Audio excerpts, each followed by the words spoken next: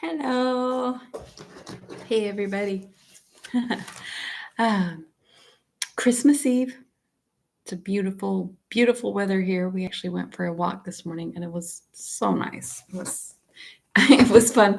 We went and over to Starbucks, which is like half a block from our house, which we don't usually indulge because, money's tight. But Charles won a gift card, a $50 gift card at work. His boss gives once a month, they give a gift card to whoever's spent the most hours working on the software. I mean, because it tracks everybody's hours and stuff, and he had done by far the most hours.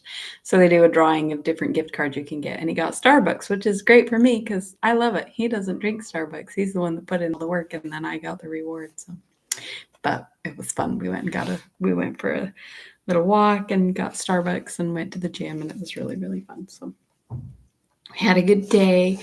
And then for dinner, I just made a little veggie tray. We had waffles for lunch because Kayla was begging for waffles. So we kind of weren't that hungry at dinner. So I did a veggie tray, and then we had some leftover crock pot roast. So I made French dip sandwiches, and they were good. So it was just sandwiches and veggies. We didn't really do dessert tonight. Everybody's kind of tired. Anyway, what did you have for dinner? That's what we had for dinner. Oh, and make sure you like the videos. All the the YouTube stuff you're supposed to. You don't need me to tell you. So chapter 18. Now recap of chapter 17. So not only did Nat have to go into the stocks and everything, but then afterward, then the townspeople came and wanted what's his name, Matthew Wood, Kit's uncle, to go help him get the witch Hannah down at Blackbird Pond. And so she knew they were going after her, so she ran down there to get there ahead of the mob and got Hannah out, and they burned down her house and took her goats and all of her stuff. So she hid her through the night, but then she saw the dolphin coming, so she swam out to the boat and got Nat, and he came and got Hannah, and he's taken her away. And then Mercy's Mercy is really, really sick. And so she couldn't leave because Nat said, just come with us. They're going to come after you too. And she said, I can't leave. I don't know if I'll never know what happened to Mercy. So she went back. And when she got back to the house, they said that her fever broke and she's doing better. So that's the recap. Also, probably won't be seeing Caden today. I know it's rough. It'll be easier to hear, but I know he's so cute. He was climbing all over everything. Oh, he's such a climber. But he climbed up on the arm of the couch, and he was reaching for something on the little table by the couch, and he fell right on his face, and he was so sad. So he's being kind of sad. I mean, snuggle him and help him be happy. So won't see him today probably, but maybe tomorrow on Christmas. And I am going to do this Christmas. You don't have to come. You can always watch it back later. But I've got my momentum going, and I do read every night, and I don't want to miss a night. So I'm still going to be here. You can come if you want. Okay, chapter 18. In dry clothes with some hot corn mush and molasses inside her, Kit leaned against the back of the settle and soaked. Settle? I thought it was a settee. It says settle. Okay, that's weird. Has anybody ever heard it called a settle before? Okay, well, all right. Kit leaned against the back of the settle and soaked in the warmth of the fire. Light-headed with weariness and relief, she looked around the familiar room. How beautiful and safe it looked, with the sunshine slanting in the window. The regular breathing from Mercy's curtained bed sounded almost normal. Dr. Bulkley had said that Judith might get up this morning. Rachel had consented to go up to her.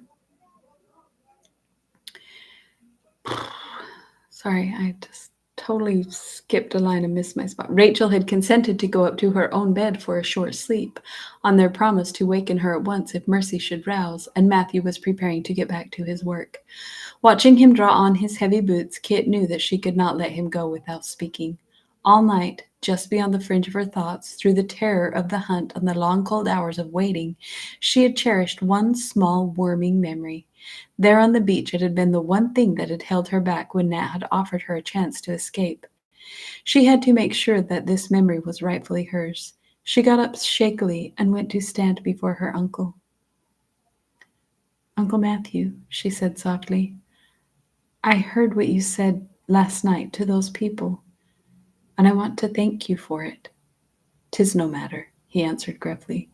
"But it is a matter," she insisted. "I've been nothing but a trouble to you from the beginning, and I don't deserve your standing up for me."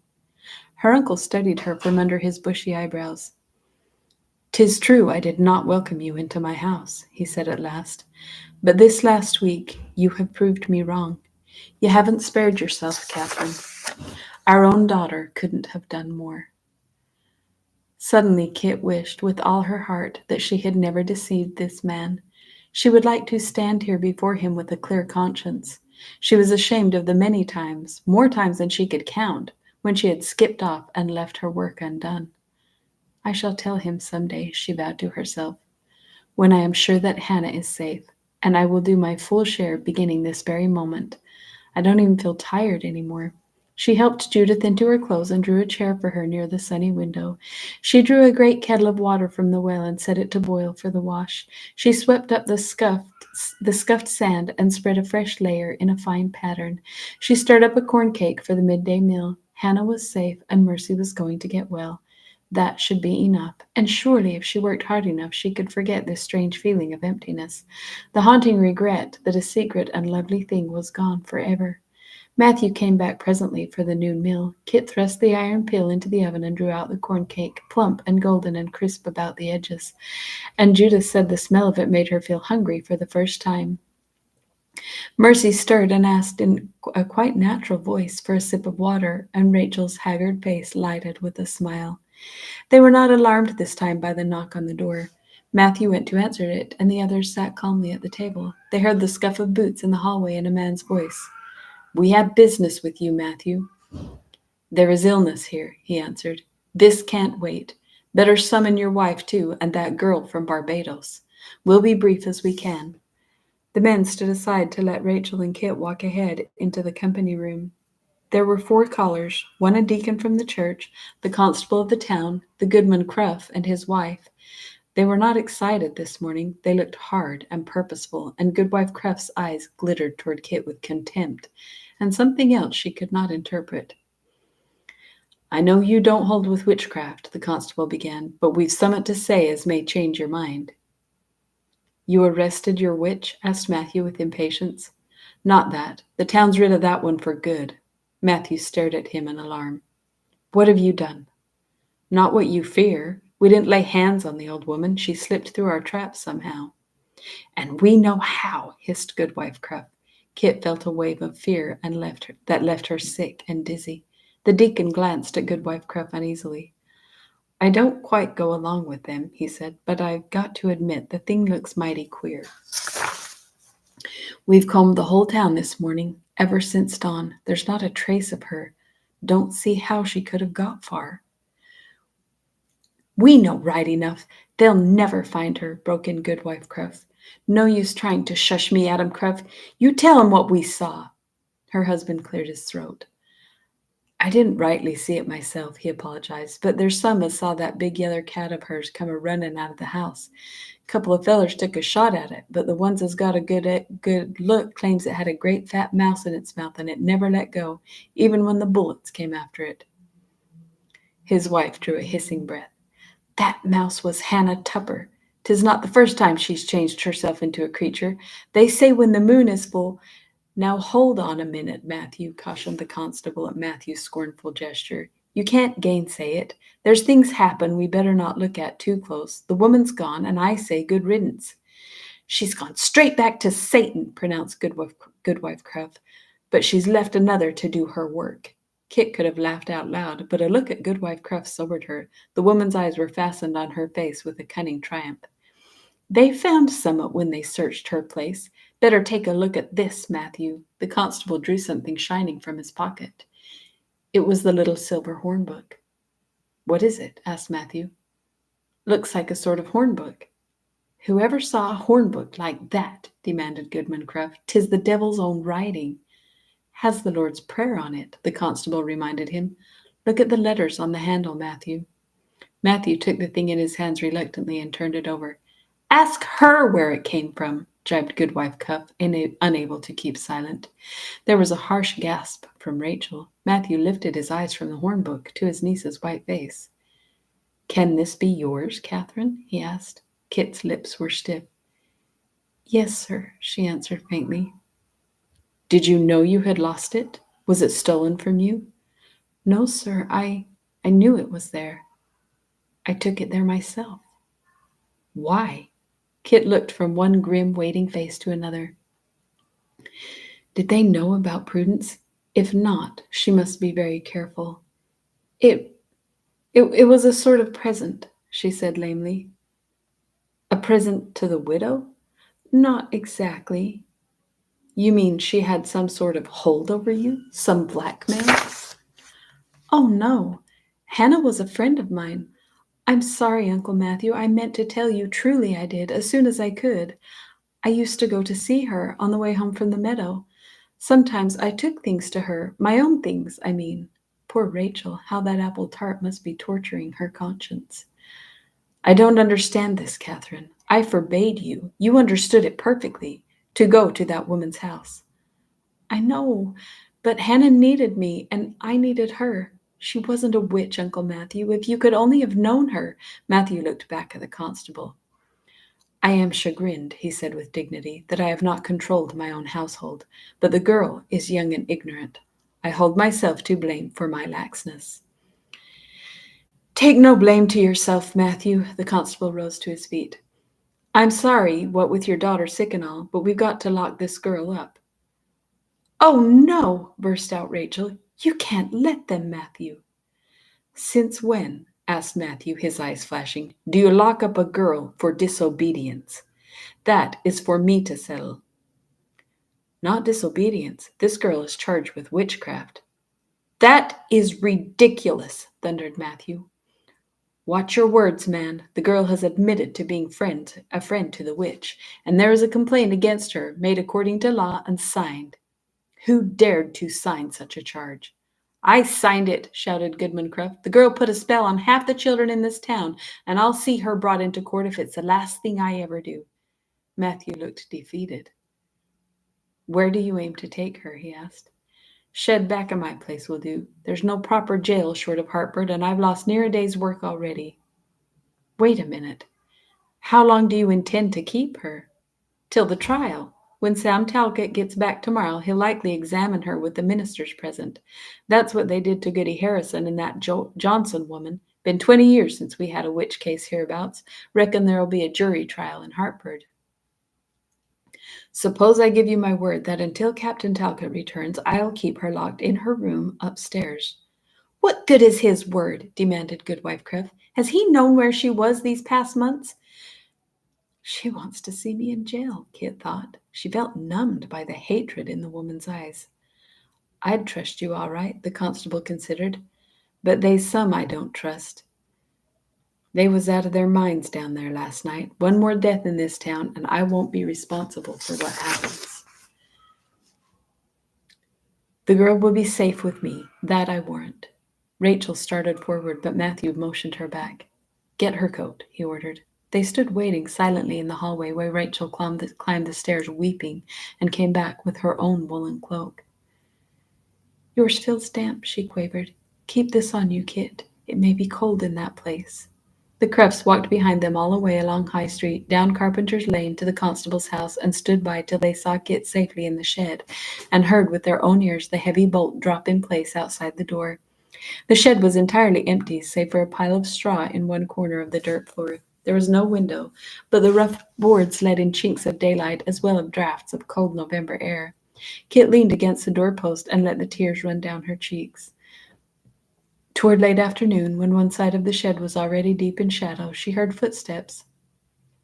The bolt drew back, and the constable's face peered through the door. Brought some supper, he growled, and my wife sent this. He thrust toward her a heavy quilt, none too clean even in that dim light, but a gesture of kindness nonetheless. "We never had a girl in here before," he explained uneasily. "Funny thing, I'd never picked a I'd never a picked you for a witch, but you can't tell." "Please," Kit ventured, "those other women you spoke of, Goody Harrison and the other, what happened to them?" "Goody Harrison was banished from the colony. They hanged Goody Johnson." Then, seeing the horror that blanched her face, he reconsidered. "I hardly think they'd be so hard on you," he consoled her, "being you're so young and the first offense. More likely brand you or cut off an ear." He slammed shut the door again. "Well, that's comforting. Now just put that brand on your forehead or cut your ear off. You'll be fine." That's terrible. Oh, can you imagine sitting freezing cold in this horrible shed under a filthy blanket wondering if they're going to do something like that to you? No, especially when you know you're innocent. That's awful. Whatever might be in that wooden bowl, she had no heart even to taste it. She had begun to shake again, and the quilt did not warm her. She had never in all her life known the feeling of a locked door. It was all she could do to hold herself from pounding against it and screaming. If she should scream, who would hear her? Who was there anywhere who could help her? John Holbrook, perhaps. In his quiet way, he had a sort of strength and conviction. They might have listened to John, but he was far away in the wilderness of Massachusetts. Nat Eaton? He was halfway down the river and banished from town as well. William? Why, of course, William could help her. Why hadn't she thought of him at once? Anything William said would carry weight in the town. His position, his character were unquestioned. Could the magistrate for one moment hold the Crufts' word against a man like William? The thought steadied her. She thought of him coming to champion her, confident, unruffled, those wide, dependable shoulders like a fortress between her and the angry face of Goodwife Cruff.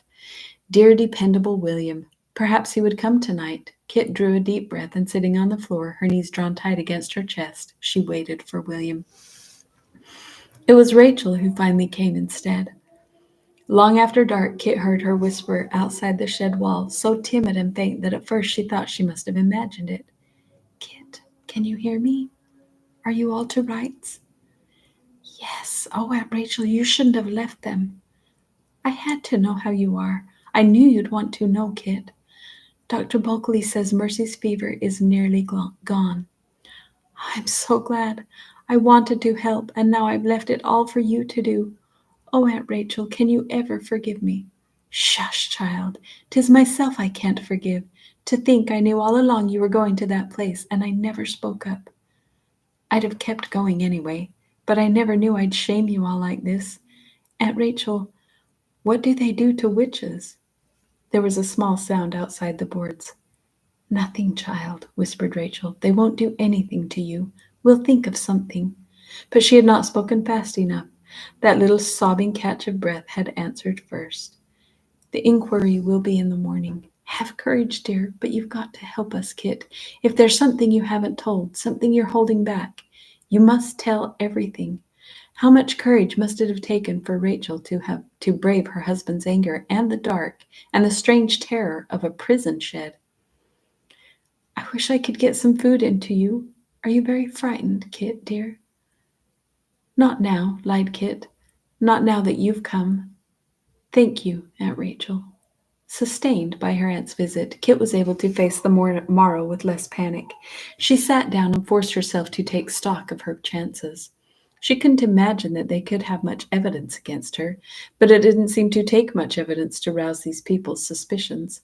What had poor Hannah ever done to harm them? Goodwife Cruff had hated her ever since that first day on the Dolphin, and she would never rest now till she had her vengeance. Nobody in the town would have much sympathy for a disobedient girl. If only she could have obeyed her impulse this morning and told her uncle the whole story. Though perhaps he too was helpless. She saw now that she had undermined his authority and all eyes by flouting his orders. Suppose they discovered that Prudence too had disobeyed. It did not bear thinking, and she was entirely responsible for Prudence's actions, Kit admitted with a sick heart. Who had inveigled the child with promises, and thought of the hiding place under the willow tree, and persuaded her, no, dragged her, against her will, to meet Hannah? Oh, why hadn't she seen what she was doing? How could she have been so wicked? What difference did it make whether Prudence could read or not when she was half starved and beaten and overworked? If I wanted to neglect my own work, Kit groaned in remorse, I might at least have been out in the cress field helping the poor child. And yet, how lovely it had been, that last afternoon in the cabin. Leaning her forehead on her knees, Kit could almost feel herself there again. She could hear the crackling of the flames, the bubbling of the stew in the kettle, the scratching of the pen in Prudence's fingers, the creak of Hannah's chair, and the drowsy purring of the yellow cat. She could see the glow of the fire, but she could not feel its warmth. It was like gazing in at a window from the cold outside at a forbidden room that she could never enter again. She had not slept all the night before on the beach. Now, huddled inside the ragged quilt, she was sucked down in spite of herself into a black whirlpool of slumber, where nightmare phantoms whirled with her nearer and nearer toward some unknown horror. Well, that is the end of chapter 18.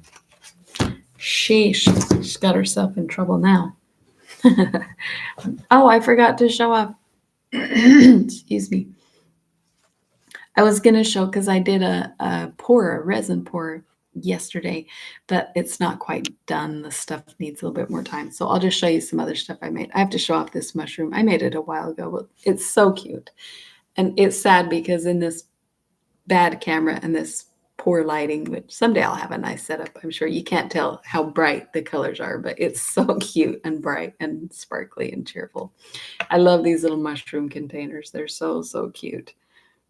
You know, they just hold your trinkets or change, or, you know, you're ringing your earrings at night, take them off, put them in here. So cute. I love them. And then I also have done a lot of coasters. These ones are cute because they have the coffee beans in them, but they're loose, right? So they can. So there's a set of these 4 coffee cup coasters, and then they come in a little. For heaven's sake, a thing that holds them, whatever it's called. Anyway, they're cute, right? So you have them in your little setup. You pull it out, use it as a coaster. So cute. These ones are a lot of work, but yeah, I make so much stuff. I enjoy it so much. I love it. Anyway, maybe the stuff I was working on today will be done tomorrow, and I can show some of it off. So maybe we'll have a little few extra minutes because I made quite a few things, and there's some really cute ones. So tomorrow, chapter 19, for heaven's sake. Yeah, 19. Tomorrow, chapter 19.